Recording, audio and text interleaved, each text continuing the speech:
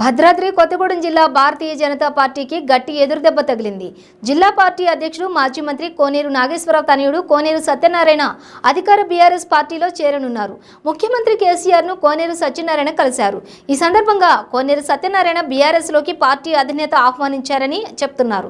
బీజేపీకి రాజీనామా చేయనున్నానని విలేకరుల సమావేశంలో ఆయన తెలిపారు. ఏదేమైనా ఇప్పుడున్న పరిస్థితులకు బీజేపీ పార్టీకి భారీ షాక్ అయితే తగిలిందని చెప్పాలి. ఈ రాబోయే 4 రోజుల్లో ఉమ్మడి ఖమ్మం జిల్లా వ్యాప్తంగా బీజేపీ పార్టీ నుండి భారీ బహిరంగ సభకు సన్నాహాలు చేస్తున్న తరుణంలో భద్రాద్రి కొత్తగూడెం జిల్లా అధ్యక్షులు కోనేరు సత్యనారాయణ ఈ విధంగా రాజీనామా చేయడంపై పార్టీ శ్రేణుల్లో అయోమయ స్థితిలో ఉన్నారు. ఇక ఎందుకంటే బీజేపీ పార్టీ నుండి ఉమ్మడి ఖమ్మం జిల్లాలో జరగబోయే భారీ బహిరంగ సభకు బీజేపీ కేంద్ర హోంశాఖ మంత్రి అమిత్ షా ముఖ్య అతిథిగా రానున్నారు. వారి సమక్షంలో ఈ భారీ బహిరంగ సభను ఏర్పాటు చేస్తున్నట్లు వెల్లడించారు. కొత్తగూడెం జిల్లా నుండి జిల్లా అధ్యక్షులు పార్టీకి రాజీనామా చేయడంపై బీజేపీ పార్టీ అయోమయ పరిస్థితిలో పడింది.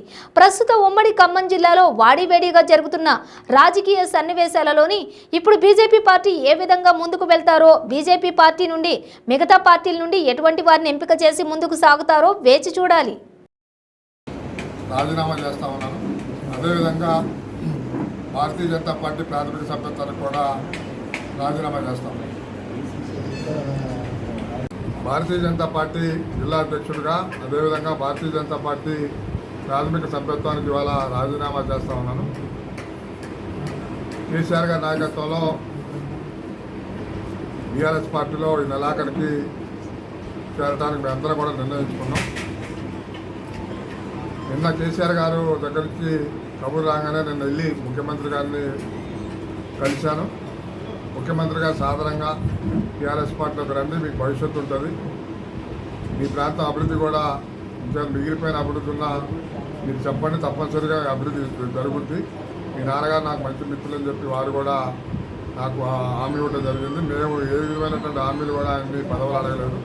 ఈ ప్రాంత అభివృద్ధి కొద్దిగా ఉంది సార్, దానికి చేయాలా, ఈ ప్రాంత ప్రజలకు మేలు చేయడం కోసం మేము మీ నాయకత్వంలో పనిచేయడానికి వస్తా ఉన్నాం. ఏదైతే కేసీఆర్ గారు చేస్తున్న సంక్షేమ పథకాలు కొనసాగాలంటే మనం టీఆర్ఎస్ పార్టీలోకి వెళ్దామని మా యొక్క ముఖ్యమైనటువంటి అభిమానులు, కార్యకర్తలు అందరూ కూడా శ్రేయభిలాషులు అందరూ కూడా చాలా రోజులుగా నాకు ఒత్తిడి తెస్తూ ఉన్నారు. అందుకని ఇవాళ భారతీయ జనతా పార్టీ నాకు అధ్యక్షుడిగా ఇచ్చినందుకు వారికి కృతజ్ఞతలు తెలియజేస్తూ వారందరూ కూడా నా అభినందనలు కృతజ్ఞతలు తెలియజేస్తా ఉన్నా. నేను ఎవరిని కూడా బలవంతం పెట్టదలుచుకోలేదు. స్వచ్ఛందంగా ఎవరైతే నా ఏమంటే మన బీఆర్ఎస్లోకి వస్తారో వాళ్ళందరూ కూడా స్వచ్ఛందంగా రావాలని కోరుతా ఉన్నాం. ఈ నెలాఖరికి ముఖ్యమంత్రి గారు కేసీఆర్ గారి నాయకత్వంలో బీఆర్ఎస్కి వచ్చేయాలిపోతా ఉన్నాం తెలియజేస్తాం. కూడా వాటర్ సమస్య ఇవన్నీ కూడా అన్ని జరుగుతూ ఉన్నా కూడా కొన్ని చివరిలో ఉన్నాయి సార్. వాటిని కూడా పూర్తి చేయాలంటే తప్పనిసరిగా ఏదైతే పెండింగ్లో ఉన్నాయో వాటి అన్నింటినీ కూడా మీరు మా దృష్టికి రండి.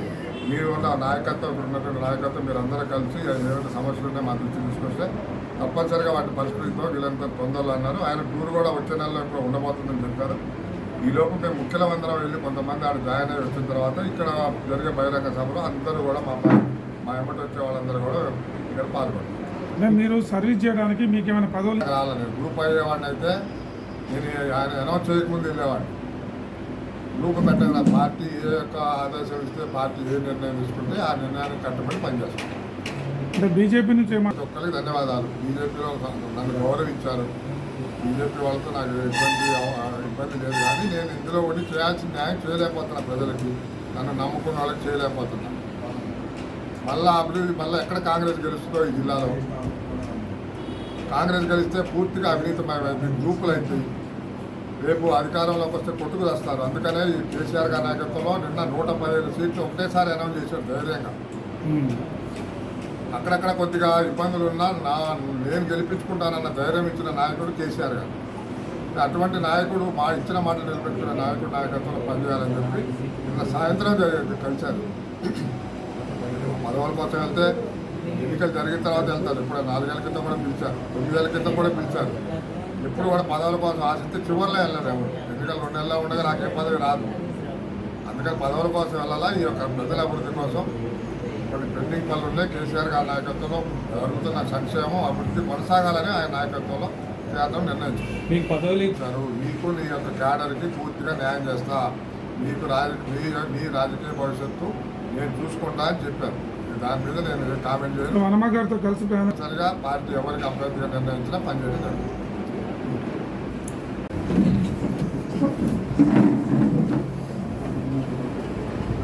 Welcome to 95 news. Bhadradri Kothagudem జిల్లాలో వేడెక్కిన రాజకీయం. భద్రాద్రి కొత్తగూడెం జిల్లాలో బీజేపీ పార్టీకి భారీ షాక్. భద్రాద్రి కొత్తగూడెం జిల్లా అధ్యక్షులు కోనేరు సత్యనారాయణ బీజేపీ పార్టీని వదిలి గులాబీ గూటికి చేరాడు. భద్రాద్రి కొత్తగూడెం జిల్లా అధ్యక్షులు కోనేరు సత్యనారాయణ సీఎం కేసీఆర్ను కలిసిన తర్వాత తను కొత్తగూడెం నియోజకవర్గ అభివృద్ధి కోసము నేను అడిగాను.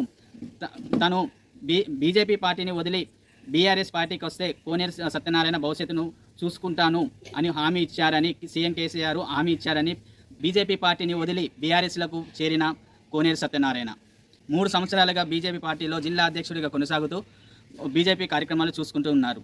కానీ ఇప్పుడు ఎన్నికలు తరుణము సమీపంలో అతి తక్కువ సమీపము ఉండడంతో బీజేపీ పార్టీని వదిలి బీఆర్ఎస్ పార్టీలకు వెళ్ళాడు. సీఎం కేసీఆర్ తనను ఆహ్వానించారని తను బీజేపీ పార్టీని వదిలి బీఆర్ఎస్ పార్టీలకు వస్తే తన భవిష్యత్తును చూసుకుంటారని, అదే కోణంలో కొత్తగూడెం నియోజకవర్గ అభివృద్ధికి మీకు ఏది కావాలంటే మేము దానికి చేసి పెడతానని హామీ ఇచ్చారని కోనేరు సత్యనారాయణ చెప్తున్నారు. కొత్తగూడెం ప్రజల అభివృద్ధి కోసము వారికి కావాల్సిన ప్రతి సదుపాయము మీరు ఏదైతే అడిగితే మేము దానికి అనుగుణంగా చేసి పెడతామని హామీ ఇవ్వడంతో సీఎం కేసీఆర్ హామీ ఇచ్చారనేసి కోనేరు సత్యనారాయణ చెప్తున్నారు. నేను బీజేపీ పార్టీని వదిలేసి బీఆర్ఎస్ పార్టీలకు రావడం జరిగిందని ఈ రోజు జరిగిన విలేకరుల సమావేశంలో కోనేరు సత్యనారాయణ చెప్తున్నారు.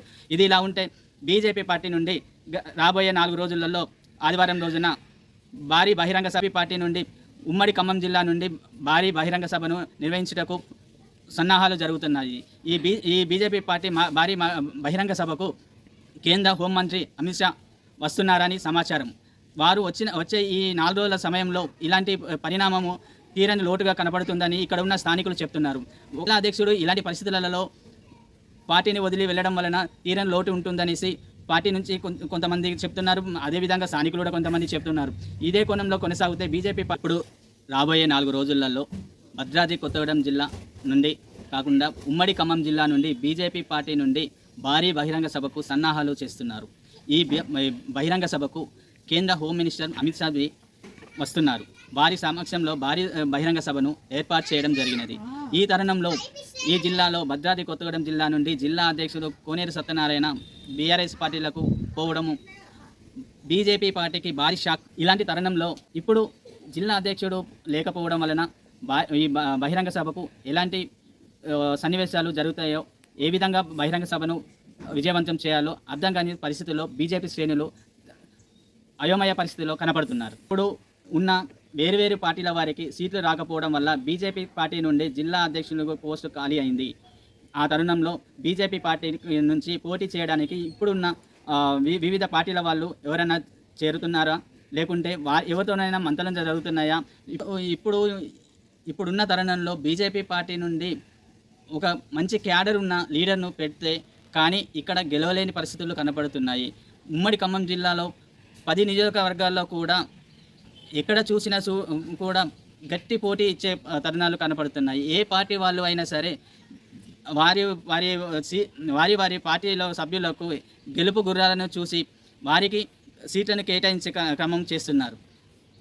ఇప్పుడు స్థానిక సిట్టింగ్లో ఉన్న ఎమ్మెల్యేనే కానీ లేదు స్థానంలో ఎవరైతే సరిగ్గా లేరో, ఎవరి మీద ఏమైతే విమర్శలు ఉన్నాయో, లేదు అంటే వారు గెలుస్తారో లేదో అనే ఆలోచన ఎవరి మీద అయితే ఉన్నదో వారిని పక్కకు పెట్టడానికి కూడా రెడీగా ఉన్నారు అంటే ఈ జిల్లా పరిస్థితి ఏ విధంగా ఉందో మనకు అర్థమవుతుంది. కాబట్టి ఇప్పుడు బీజేపీ పార్టీ భద్రాద్రి కొత్తగూడెం జిల్లా అయితే కానీ ఉమ్మడి ఖమ్మం జిల్లాలో పరిస్థితి ఏంటిది? ఇప్పుడు భారీ బహిరంగ సభ తర్వాత ఇక్కడ జరగబోయే పరిణామాలు ఏ విధంగా ఉంటాయి? బీజేపీ పార్టీ నుండి భద్రాద్రి కొత్తగూడెం జిల్లాలో 5 సీట్లు, ఖమ్మం జిల్లా నుండి 5 సీట్లు, మొత్తం ఉమ్మడి ఖమ్మం జిల్లా నుండి 10 నియోజకవర్గాలలో 10 సీట్లలో బీజేపీ పార్టీ నుండి గెలుపు గుర్రాలను ఎవరిని నిర్ణయిస్తారు? ఇప్పుడు భారీ బహిరంగ సభ తర్వాత వెల్లడిస్తారని బీజేపీ పార్టీ నుండి ఒక మాట వస్తున్నాయి. ఇప్పుడు జరగబోయే ఎలక్షన్లకు బీజేపీ పార్టీ కాంగ్రెస్ పార్టీకే కానీ, లేకుంటే బీఆర్ఎస్ పార్టీకే కానీ, కాంగ్రెస్ పార్టీకే కానీ బీజేపీ పార్టీ నుండి ఏ విధంగా ఎట్లాంటి గట్టి పోటీ వస్తుందో వేచి చూడాలి.